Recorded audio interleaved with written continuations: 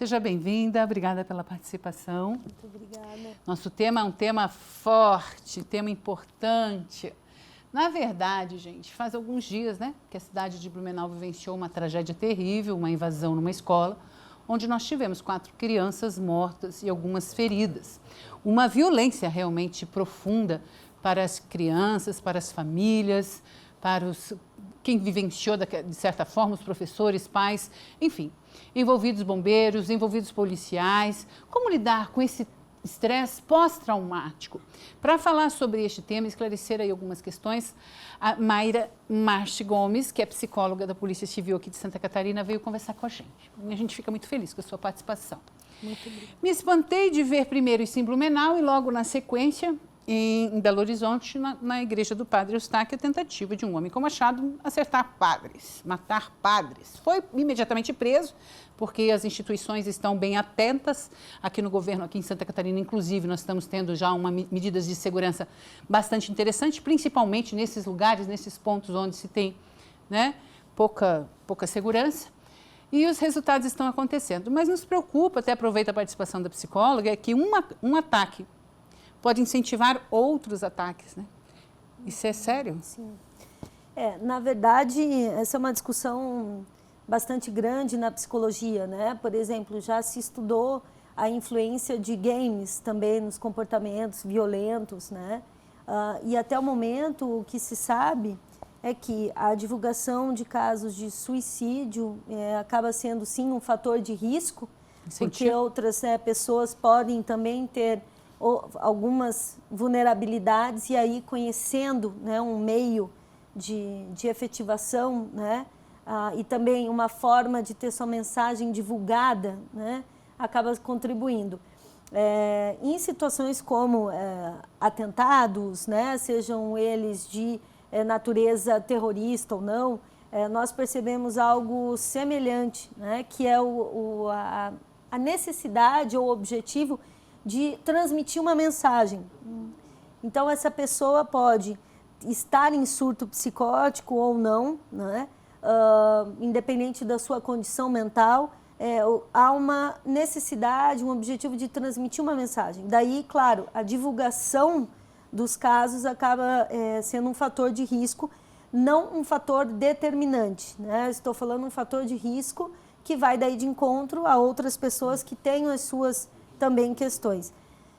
Quando você traz, por exemplo, que no mínimo 2 situações, né, com datas muito aproximadas, a gente precisa então considerar questões que ultrapassem os sujeitos individualmente, né, porque cada sujeito que tentou cometer isso ou que cometeu tem seus fatores, né, para que nós possamos compreender a situação. Não digo aceitar, estou falando compreender de fato, né, como um ser humano é capaz de fazer algo como esses casos. Tão horroroso, exato, vamos declarar. Tão exato. feio, mas o que chegou, a que ponto chegou.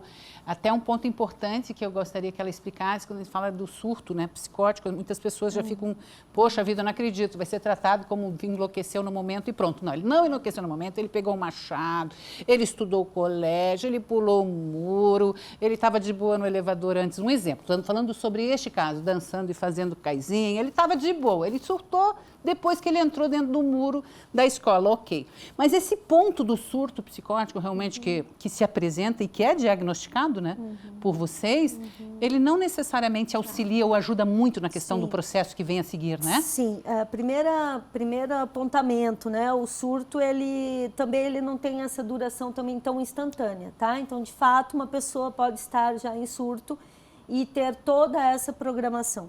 Isso é só o caso mesmo que nos diria. Sim. Mas vamos imaginar que uma pessoa cometa um ato bárbaro e ela, então, um crime bárbaro e com violência e foi constatado que ela estava num surto psicótico.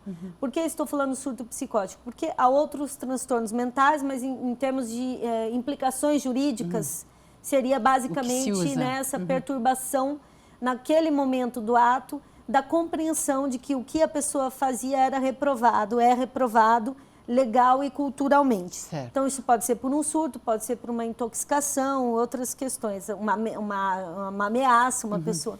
Bom, juridicamente, isso vai ter que implicações? Essa pessoa, ao invés de receber uma pena, ela pode receber uma medida de segurança, né?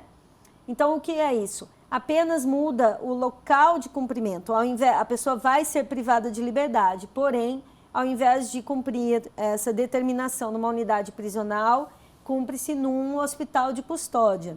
Em relação ao trauma, então, falando agora com quem ficou com o trauma, tá? O que a gente pode esperar, o que a gente precisa fazer? Porque, infelizmente, gente, esse tipo de assessoria, as vítimas não recebem. Quem recebe assessorias hoje são os presidiários. As vítimas, as famílias, dificilmente recebem um prolongado atendimento. E, assim, queria complementar essa tua fala. E por que muitas vezes não recebem? Por quê? Por quê? Porque nós, em termos políticos, incentivamos muito mais o aparato da justiça criminal, quando a gente vai falar de criminalidade, então a gente incentiva muito mais, por exemplo, construção de unidades prisionais, aumento de penas, criação de tipos penais. Então, o direito penal, ele não se volta para a vítima. A preocupação do direito nem dinheiro, penal, nem salário, né? Mas a preocupação do direito penal, como ele é pensado, não é para a vítima. Quem deveria se preocupar com a vítima são os outros aparelhos do Estado que, infelizmente, muitas vezes têm menos investimento, saúde, educação, segurança pública, moradia, do que entende esse aparelho. Verdade. Mas vamos lá, que poderia auxiliar a vítima. Por isso que a gente deve questionar se a expectativa de vingança, se ela é algo que beneficia a vítima, né? A gente deveria questionar isso, porque você tem razão.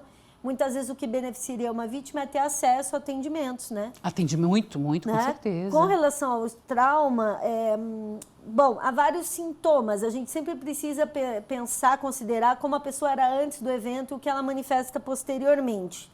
Mas, de fato, há uma multiplicidade de sinais e sintomas, desde alterações do sono, desde alterações no comportamento social, digamos, né, das interações que essa pessoa faz ou não, os planos que ela eventualmente deixa de fazer para a sua vida e até, em alguns casos, né, alterações até assim, de cuidado, né, autocuidado, enfim. Esses sinais, eles podem vir muito tempo depois, então eles podem vir a posteriori. Então, a gente precisa, né, prestar atenção realmente. As profissionais que trabalharam com isso precisam ter espaços de fala e, muitas vezes, não se envergonharem, se perceberem que vão precisar se afastar, pelo menos temporariamente. Muitas vezes, não sair da atividade profissional, mas ser remanejada, né? Readaptada, pelo menos temporariamente. Os que tiveram ali, os professores, coordenadores, pessoas que estavam ali. E também ali. O pessoal da segurança pública, né? E também e daí incluo, né? Corpo de Bombeiros, o Instituto Médico Legal, policiais. Né? Agora, quanto às crianças que vivenciaram isso, também nós precisamos fazer algo diferente do que muitas vezes achamos, né? Que é o quê? Falar sobre o assunto.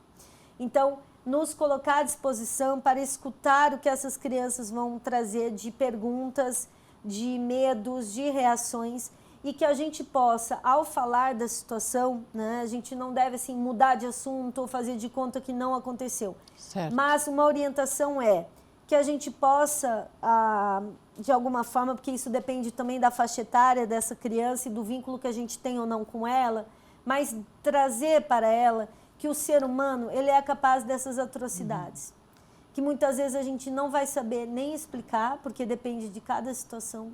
São situações tristes, horríveis, mas que ela tenha uma autorização para ela saber que isso é do campo do humano.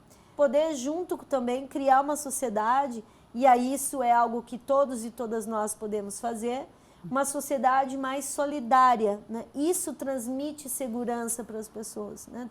Principalmente infelizmente essas atrocidades, né, sempre aconteceram, infelizmente, né, na humanidade e é um processo mesmo de evolução geral, mas que sempre aparece um doido, infelizmente. E aí a falta também, né, gente, que a gente fala tanto aqui no programa, né? Aí é quem o direciona.